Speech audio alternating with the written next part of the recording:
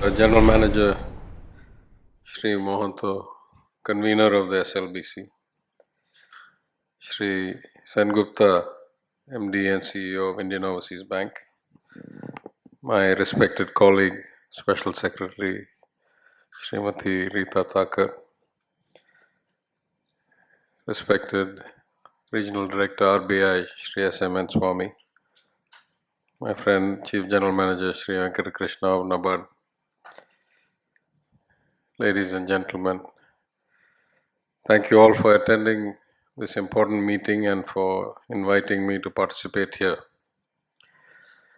I must first start by saying that I am very happy to see the advanced planning initiative that RBI has directed, and that we booked all these dates for the for the 4 quarters very early in the year. Unfortunately, the originally scheduled date for this meeting was cancelled, citing something about the Model Code of Conduct.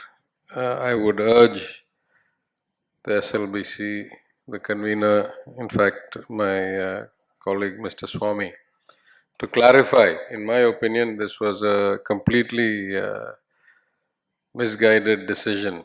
Some urban local body poll somewhere in Tamil Nadu is happening. I don't see how that should have had any impact on such an important meeting as the State Level Bankers Committee. So, though I didn't want to say anything at the time because I was actively engaged in the poll, and in fact, the day was an additional campaign day for me. But as a former regulated banker, I would highly recommend we reconsider whether important meetings like this should be rescheduled because of some subset local body poll.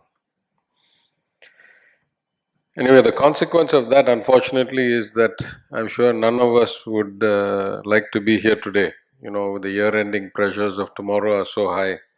In fact, my colleague, the finance secretary, kindly asked to be excused because he had so many files to clear and so much work to do. I myself am a bit, what can I say, worried to say, have more than 200 files pending for me. So I too wish I did not have to do this today, but it's better that we stick to the discipline of doing it once a quarter.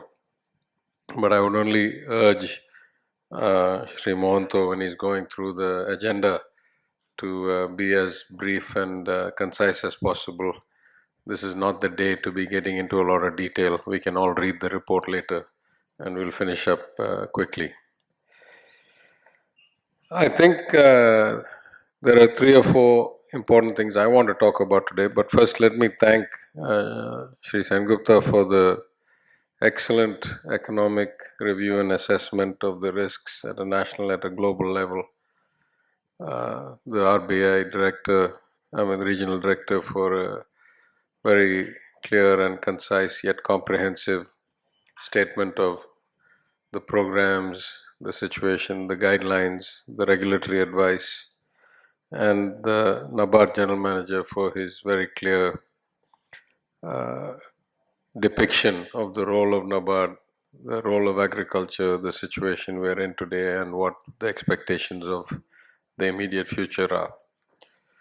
But for my few minutes, I want to pick up where my colleague Srimati Thakur left off. We have a vision. In this government, our Chief Minister has given a target of what our GDP or GSDP should be 10 years from now. I'm very happy to say that not only have we hit the required CAGR rate the first year, but our best expectation is that we will easily hit it both the second and the third year. And that's a huge thing because, as you know, when you're compounding for 10 years, if you miss the rate in the first 2 or 3, it becomes very difficult. If you hit the rate or exceed it in the first 2 or 3, you build resilience, you build insurance against future shocks which can be overcome. But there's a component to that vision that involves all of you. That is really what I want to talk about today. As a former banker myself, as somebody who first spent a lot of time in pure play investment banking and then a lot of time in commercial global banking. I want to talk about the theme of partnership.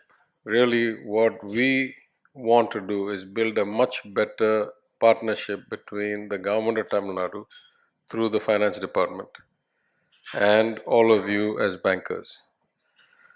Now, more than anybody, I respect the independence of the credit process.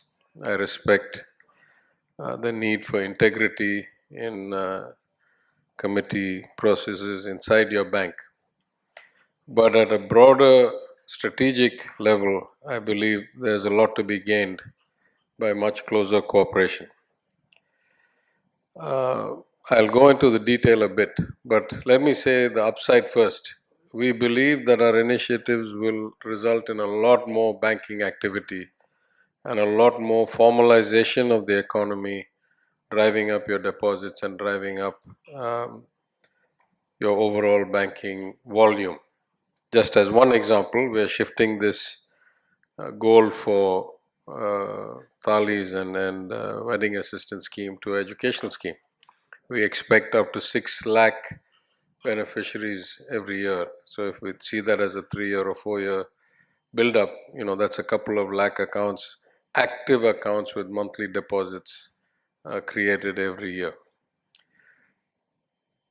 We have many such schemes like that, and we're going to do a lot more direct benefit transfers and a lot more direct integration in the coming couple of years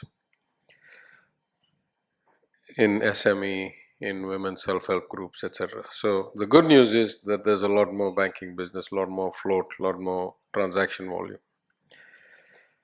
The counterpart to that, the other side of the coin, is that we have much greater expectations of the kind of relationship we want to have with you. We expect we'll be doing a lot more joint projects, and we expect that between the experience that comes from the growing relationship and the growing efforts and the improvement of data systems, that we should become much more efficient. It is a bit disappointing to me, maybe because of my experience in global banking, that it has been 9 or 10 months since we started the reconciliation task force and we're still not nearly finished. So we have to improve these kinds of things. And at some point, we will start kind of publishing the exception list. Here are the accounts at these banks that we think they exist, but the bank doesn't tell us who owns it or when it was transacted. That's not something I want to do as the first or second or third step, but as the last step, we are willing to do that. We also want to have joint priorities around lending.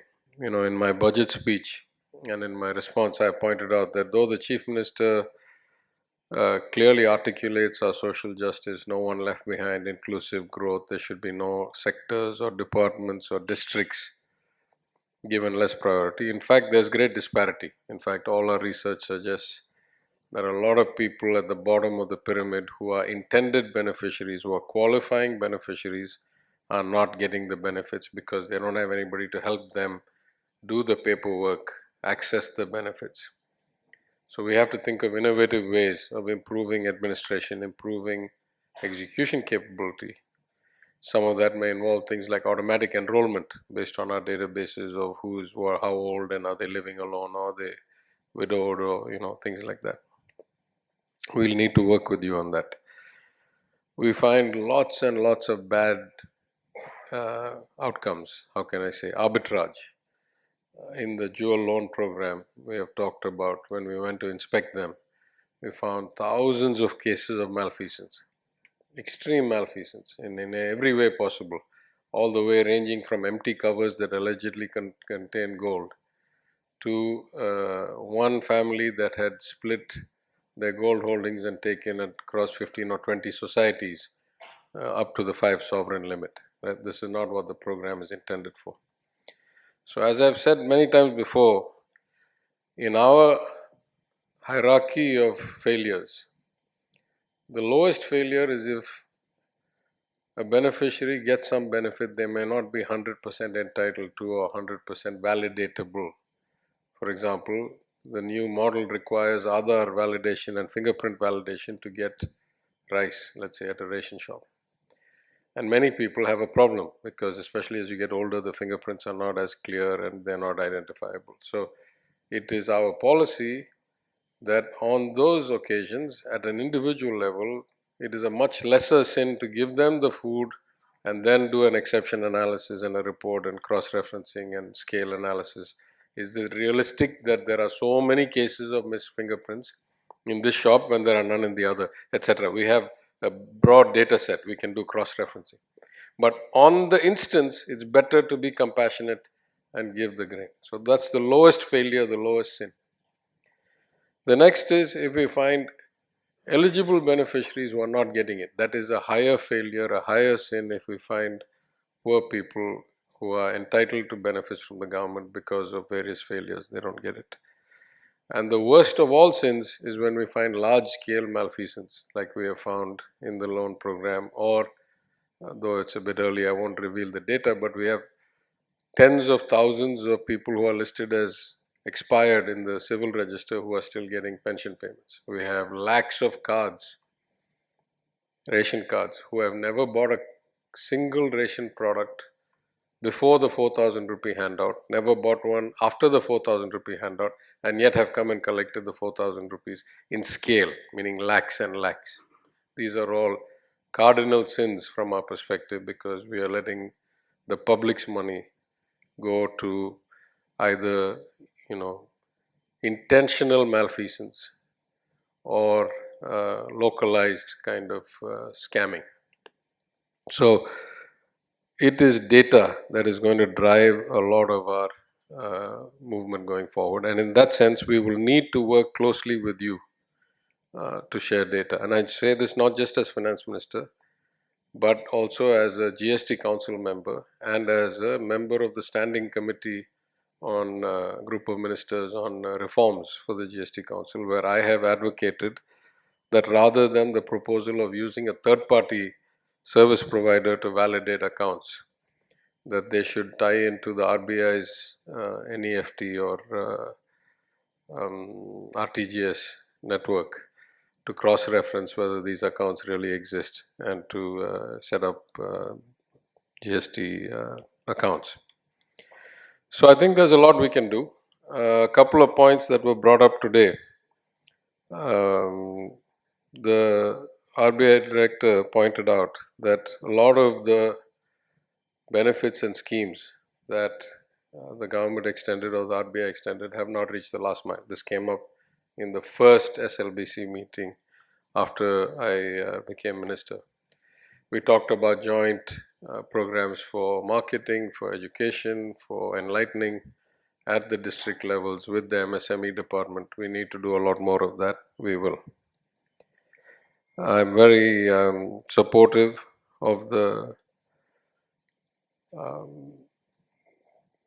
RBI financial literacy initiative, and the Chief Minister is committed, and so we'll implement that. We'll put it into the standardized literacy and support and dissemination programs that the government has.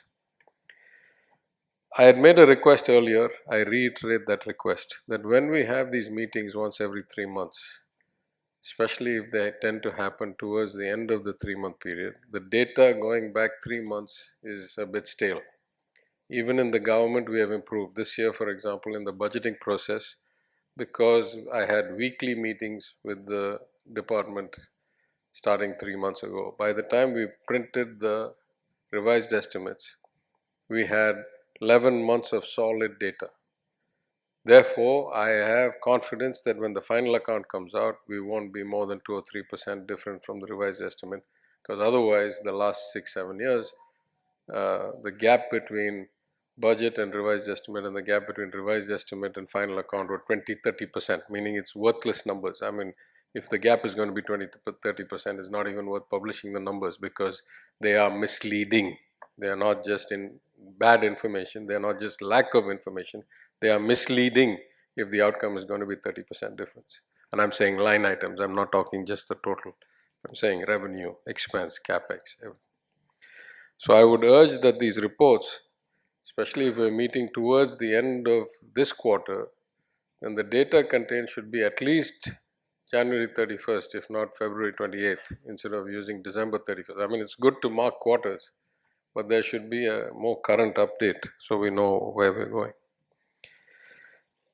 Okay, let me just conclude by saying I concur fully with the senior bankers who have spoken here that in these extraordinary times, with great duress and the second wave and the third wave and the flooding and everything, all banks have done yeoman service, and all of you and all of your colleagues are to be commended for your public service and dedication during this time. So I applaud you for that. I see we still have a long way to go. Again, let me use my global experience as a benchmark. When speaking earlier today, our respected colleague told us that the deposits have gone from 9.91 lakh crore to 10.07 lakh crore, and that the advances have gone, credit has gone from 10.49 lakh crore to 10.76 lakh crore. That's great. It's wonderful that the ratio is 106.84. But I look at a different ratio, which is the credit to GDP ratio. And if I look at the credit to GDP ratio, the CSO's latest estimate of the GSDP of Tamil Nadu is about 23.76 or 79 lakh crore, likely to get revised upwards by the time the final number comes. That means we're operating at about 40. The credit to GDP ratio is about 40%, maybe 45%. In advanced countries, that is closer to 100 or more than 100%.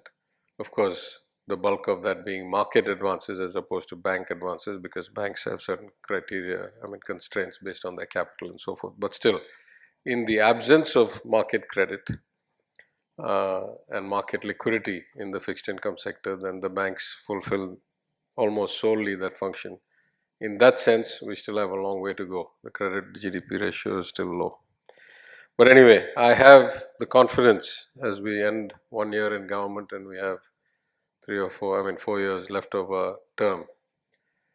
I have the confidence that with the leadership of our Chief Minister, with the quality of the team in the finance department, with the marginal additional experience and history that I bring, and with the cooperation of all of you, and what I'm sure is the best banking group in India, that this SLBC and this state will prove to be exemplary, will prove to be the gold standard by which other governments and banks should learn to cooperate and work together to enhance growth, include everybody, and uplift the life of our citizens.